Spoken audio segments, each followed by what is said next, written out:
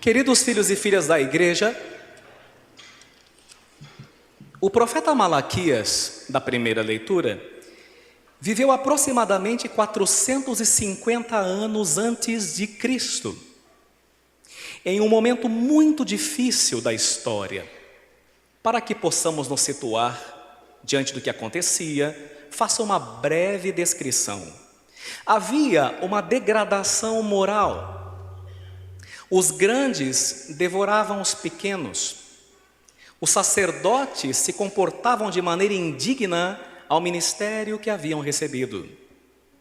Quase ninguém mais se importava com a aliança do Senhor. A religião havia se tornado um rito meramente exterior, um perfeito palco para a hipocrisia. Havia perdido seu poder transformador, isto é, de mudar as vidas verdadeiramente. O povo, desiludido diante de tal cenário catastrófico, começa a chegar à conclusão de que não existe diferença entre ser bom e ser mau. Pois parece que os maus, além de não serem punidos por suas maldades, são até recompensados. Talvez nós tenhamos nos deparado com um cenário assim algumas vezes e nos perguntamos, parece que a pessoa vive toda torta e é recompensada, né? E eu que procuro seguir os mandamentos me ferro, me lasco? Nesse contexto, o povo de Deus faz uma pergunta que talvez em algum momento de nossas vidas nós também já tenhamos feito, sobretudo diante das injustiças que se apresentam diante de nós. E qual é a pergunta que o povo faz? Coloque na tela, por favor. Leiam, por favor, qual é a pergunta? Onde está Deus para julgar? Parece que a gente já fez essa pergunta alguma vez, diante de alguns cenários, não? A esta pergunta extremamente provocadora, Deus responde. Deus sempre responde às interpelações que lhe fazemos. E responde como? Responde fazendo uma promessa. E qual é a promessa? Qual é a resposta que Deus dá em Malaquias 3:1? Eu vou mandar o meu mensageiro para preparar o caminho. Esse personagem misterioso que Malaquias antevê com uma força poderosa, atômica, né? Esse personagem misterioso recebe de Malaquias 3 nomes que apareceram na primeira leitura. Para efeito didático, vou colocar aí para vocês verem. Então, os 3 nomes que esse ser emblemático, que vai vir para purificar a religião, que vai vir para fazer justiça, né, terá. Vamos dizer? Dominador, anjo da aliança, Senhor dos exércitos. Depois você confere aí na sua primeira leitura. Essas são as 3 características desse ser misterioso que vai vir para colocar os pingos nos is e nos jotas. E o que virá então fazer esse personagem misterioso? Bem, a própria profecia nos diz, ele virá para purificar a religião de Israel. Agora há pouco, na oração inicial, que recebe o nome de oração coleta, quando o padre solenemente diz oremos, nós pedimos ao Senhor que venha purificar também a nós. E como é que ele virá purificar? Bem, o profeta diz, como um fogo do fundidor. Engraçado. Como uma espécie de alvejante dos lavadeiros ou das lavadeiras. Pois assim, diz ele, como o fogo destrói as escórias, as impurezas, e faz com que os metais fiquem belos e reluzentes, da mesma maneira, esse purificador virá, como uma espécie de fogo purificador. E aí é muito interessante que Malaquias antevê profeticamente esse ser chegando e descreve de maneira plástica e até teatral. Vamos conferir no versículo 3 da primeira leitura. Pode procurar aí, eu coloco na tela também para quem não tem. Vamos lá, estudar a palavra é importante, né? Veja como é que ele vai fazer a purificação. Esse detalhe é muito interessante. Eu vou começar lá. E estará a postos, como para fazer derreter e purificar a prata. Vocês. Assim ele purificará os filhos de Levi e os refinará como ouro e como prata. E eles poderão assim fazer oferendas justas ao Senhor. Porque a religião havia se tornado um rito meramente externo, desconectado da vida. Quando os corações desse povo estiverem purificados, eles poderão me prestar a religião verdadeira, fazer oferendas justas a mim, diz o Senhor. Gosto, queridos filhos e filhas, de um episódio no qual duas mulheres que estudavam a Sagrada Escritura estavam meditando justamente esse versículo 3 que você acabou de ouvir. Ele vai se sentar como fundidor da prata. Elas não entenderam essa profecia de Malaquias. Foi quando elas se lembraram que tinha um amigo em comum que era ourives e que, portanto, trabalhava o ouro e a prata. Decidiram marcar uma visita para um amigo, um café da tarde, para observar o processo de fundição da prata e assim pudesse entender esse versículo misterioso de Malaquias. Bem, o homem colocou a prata no forno a uma altíssima temperatura, sentou-se num banquinho, ficou olhando para ela, observando. Exatamente como diz que Deus vai fazer sentado lá, vendo a prata ser purificada. Uma das mulheres, curiosa, então perguntou para o amigo ourives: como que o senhor sabe que a prata está feita já foi refinada, que as impurezas saíram e que é o momento certo de tirá-la do forno? O homem, sorrindo, respondeu para a mulher: essa é a parte mais fácil. Ela falou: como? O processo está terminado quando eu consigo olhar para a peça da prata e vejo a minha imagem refletida nela. Enquanto eu não enxergo a minha imagem nela, ela não está pronta ainda. Queridos filhos e filhas, que lindo seria se as pessoas olhassem para nós e não enxergassem a gente. Pudéssemos dizer como o apóstolo São Paulo na carta aos Gálatas: já não sou mais eu quem vivo, é Cristo que vive em mim. Que as pessoas pudessem olhar para nós e dissessem: olha, parece que não há diferença entre ele e o livro, entre ele e o mestre.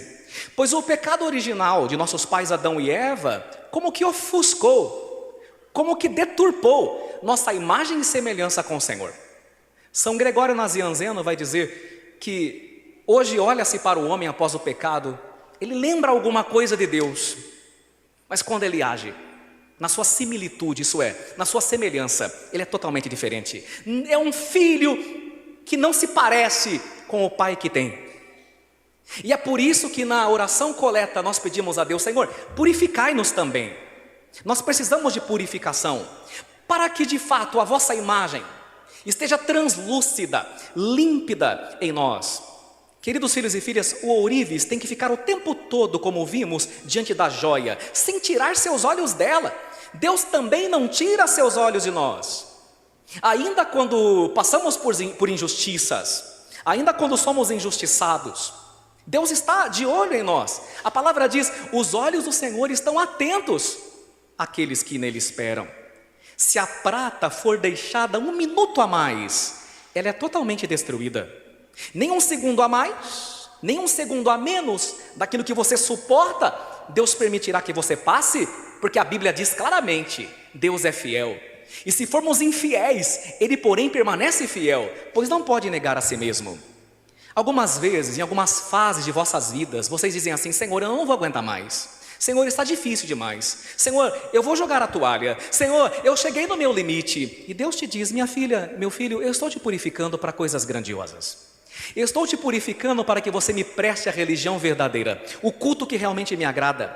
Eu estou te purificando para te trazer a vida eterna quando chegar o momento. Nem um minuto a mais, nem um minuto a menos. Pois eu sei o quanto você resiste. Fui eu quem te criou. E justamente por causa disso, quando eu te purificar, as pessoas te olharão e não verão mais você, verão a mim. Este é o santo, esta é a santa. O evangelho de hoje é o cumprimento pleno da profecia de Malaquias. A lei judaica prescrevia que todos os primogênitos, tanto os dos homens e até dos animais, deveriam ser oferecidos ao Senhor.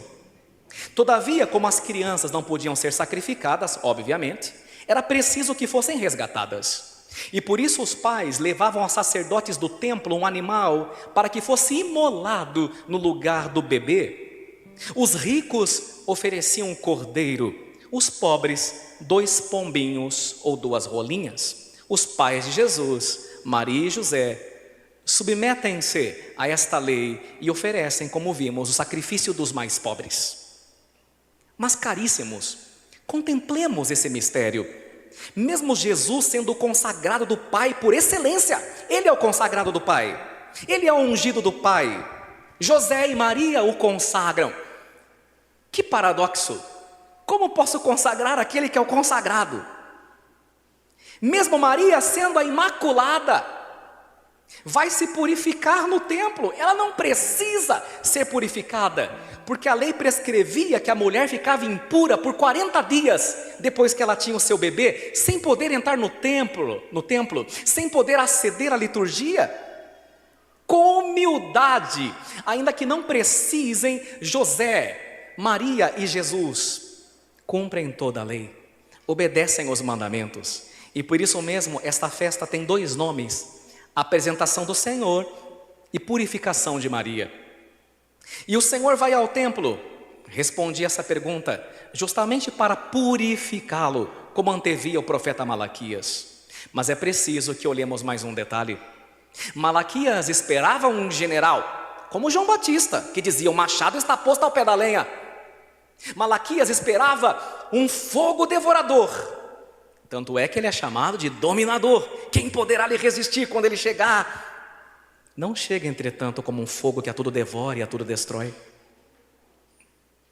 Não chega tampouco como um dominador que domina por sua força, mas na forma de um frágil bebê. Pois a revolução que vem fazer é a revolução da ternura, é a revolução do afeto, é a revolução do amor. E o profeta, ainda que não entendesse, antevê dizendo sobre a chegada do prometido: e quem poderá resistir-lhe quando ele aparecer? Agora nós sabemos, de fato, quem pode resistir à ternura de um bebê? A gente não se derrete diante de um bebê? E ainda mais diante deste bebê, que é a própria face de Deus. O bebê nos diz que o Senhor não domina pela força, mas pelo amor. Se outrora o filósofo italiano Niccolò Maquiavel perguntou sobre a arte de governar, se é melhor ser temido ou ser amado, esse Deus prefere ser muito mais amado do que ser temido. E assim Nossa Senhora e Nosso Senhor, chegamos à conclusão então, não vêm ao templo para serem purificados, mas são eles que com sua presença santa purificam o templo, restauram a verdadeira religião. E qual é a verdadeira religião?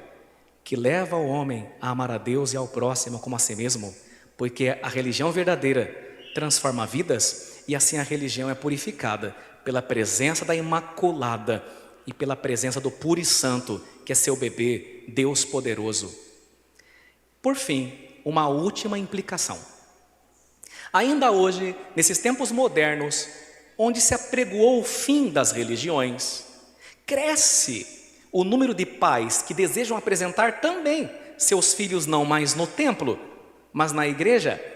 Cresce o número de pais que querem batizar seus filhos, inspirados no exemplo de José e de Maria, também querem consagrar seus filhos a Deus. Isso é muito bom, bonito e louvável. Mas também é muito perigoso que esse gesto tão bonito se reduza a algo meramente exterior, supersticioso, como se por um passe de mágica, após a apresentação da criança, ou mesmo após o seu batismo, essa criança guardará a fé por toda a vida, jamais se extraviando da verdade e do catolicismo. Não sejamos ingênuos. Virou matéria de jornal e caso de polícia uma publicação sarcástica de uma senhora que queria batizar sua afilhada. Ela publicou no Twitter a seguinte mensagem: vou batizar minha afilhada na igreja, mas por não ser batizada, vou ter que me batizar também. Aí o padre disse que eu tenho que arranjar uns padrinhos, mas os que eu quero também não são batizados e também teriam que se batizar. E o que era para ser um batizado virou um grande esquema de pirâmide. Olha que sarcástica. Veja o comportamento incongruente desses tempos. Não é a pessoa que se adapta à doutrina, ao evangelho, mas a doutrina e o evangelho é que devem se adaptar aos gostos pessoais e costumes pessoais de cada um. É o fenômeno da customização da religião.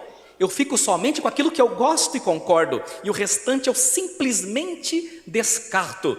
Estamos vivendo esse fenômeno, filhos, a customização da religião. Aquilo que eu concordo, eu guardo. O que eu não concordo, eu descarto. Consagrar um filho ao Senhor implica educá-lo na fé católica, dando exemplo à criança, frequentando os sacramentos, casados na igreja. Quantas vezes eu vi aqui, ao longo desses anos, adolescentes e até crianças que começaram a servir aqui na igreja, às vezes como coroinha, como acólito, e viam que o pai e a mãe não comungavam, começaram a pressionar os pais. Por que vocês não comungam? Os pais responderam: a gente não é casado, então vai casar. Me lembro muito bem, a minha família, tem essa história de família, muito bem. Quando completei 17 anos de idade, eu fui entrar para o seminário. O seminário, a primeira fase chama propedêutico, é um palavrão grego para dizer preparação, né? Atividades introdutórias ou propedêuticas. Me lembro muito bem que os meus pais, eles não eram casados na igreja, né? Mas vendo o filho indo para o seminário, né? Sendo interpelados, isso é, questionados por um filho que seguia o caminho de Deus, eu não falei nada. Os dois decidiram casar-se na igreja. Tive a graça de cantar na missa na qual meus pais se casaram, né? Porque o filho olhando, eles olhando o filho, se sentiram interpelados. Quantos de vocês aqui também, os filhos olhando: pai, mãe, por que a senhora não segue a religião? Que interessante. Consagrar um filho significa que eles devem te ver se confessando regularmente, que eles devem te ver lendo a Bíblia. Falei ontem e repito, quando era criança, lá no cortiço onde eu morava, meu pai ia no terreiro, no quintal, a gente chamava de terreiro, colocava uma cadeira por causa da luz do sol e com seu óculos lia a Sagrada Escritura. Eu achava uma cena que eu não sabia explicar, mas achava muito belo. Eu ainda não sabia ler. Então eu pegava um papel de pão, fazia elipses, né, fingindo que era letra, e me sentava ao lado dele lendo também, porque eu achava tão bonito, né, que eu queria imitar. Quem diria que mais tarde seria pregador, né, e que leria a Bíblia em seu original? Só Deus sabia. Hoje eu dou aula de Bíblia de original, não do idioma original, né? São exemplos, queridos. Consagrar um filho a Deus, apresentá-lo na igreja, é permitir que seus filhos te vejam guardando domingos e dias santos de guarda. Porque os filhos aprendem muito mais com os olhos do que com os ouvidos. Implica deixar de escolher padrinhos meramente por afinidade, o clube do Bolinha ou da Luluzinha. Meramente escolher padrinhos por status social, ou porque estão abastados financeiramente, ou talvez porque o padrinho é meu patrão, vai dar presente bom. Significa escolher padrinhos que vão se comprometer a educá-los na fé verdadeira. A criança tem que aprender a ir à missa de ver o padrinho indo. A maioria dos padrinhos de hoje são uma vergonha. Padrinhos que vão ser modelos para a criança. E como poderão ser modelos se não frequentam a missa, se não rezam? Se vivem juntos sem serem casados, se vivem como pagãos. Mas pior ainda é a pessoa perguntar para mim, que sou padre, se uma pessoa de outra religião, por exemplo, espírita ou evangélica, podem ser padrinhos. E a resposta é claro que não. Porque a fé não é a mesma. Os protestantes nem sequer acreditam que o batismo é necessário para a salvação das crianças. Protestante não batiza crianças e aí depois querem ser padrinhos aqui na igreja. Não se trata de desrespeitar as religiões, pelo contrário, peço que respeitem esta. Peço que tenham congruência, coerência com o modo que vivem. Que disparate querer ser padrinho na igreja católica, cada coisa no seu devido lugar, porque tudo está virando uma bagunça, um rito meramente exterior e que, portanto, não muda a vida de ninguém. Por fim, havia um pai viciado em bebidas. Fazia um inverno rigoroso no hemisfério norte. Após ter brincado um pouco com seu garoto pequeno e tendo o menino pegado no sono, o homem teve uma recaída, um forte desejo de ir ao bar mais próximo. Deixou o garoto com a mãe e, sem dizer nada a ambos, dirigiu-se ao bar. Passado algum tempo, para sua surpresa, Um garotinho lhe puxava a barra da calça no balcão. Era seu filho. Impressionado, perguntou ao garoto: mas como você sabia que o papai estava aqui? Como você achou o endereço? Como você veio aqui? E o menino respondeu: papai, está nevando. Eu vi suas pegadas na neve e só fui pisando em cima e seguindo.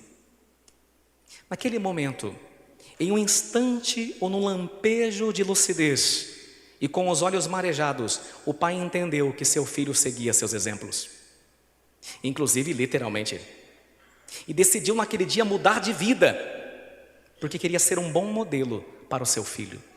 Queridos católicos, imitem José, imitem Maria, sejam modelos para os filhos de vocês.